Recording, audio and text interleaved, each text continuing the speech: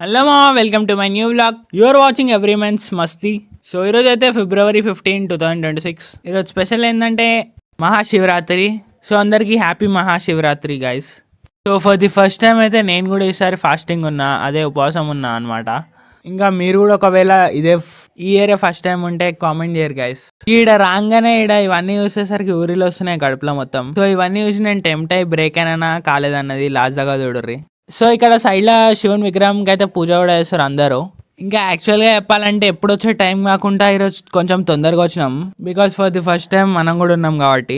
ఆ దేవుని దగ్గరికి రాగానే అన్ని నొప్పులు అయితే మర్చిపోయినాం, కానీ ఒకటే అనుకున్నాం మనసులో, ఓం నమ శివాయ. శివం శివం చూసిరు కదా గైస్, ఇంత లైన్లో మనమైతే దర్శనం కానికే చాలా లేట్ అయ్యండి ఈసారి. యాక్చువల్లీ మేము వచ్చిందేమో 1కి, బట్ దర్శనం కంప్లీట్ అయిపోయిందేమో 4కి.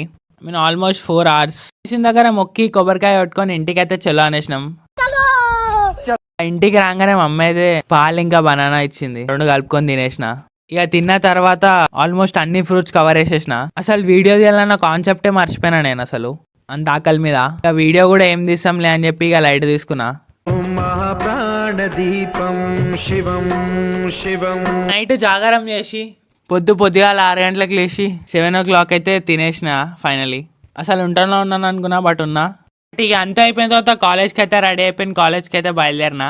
ఇప్పుడు కూడా అవసరం ఆ బ్రో కాలేజ్ కంటే పోవాలి, ఎందుకంటే మనకైతే మిడ్ ఎగ్జామ్ ఉంది కాబట్టి. కాలేజ్కి ఒక పైన ఎగ్జామ్ అన్న రాయాలి కదా.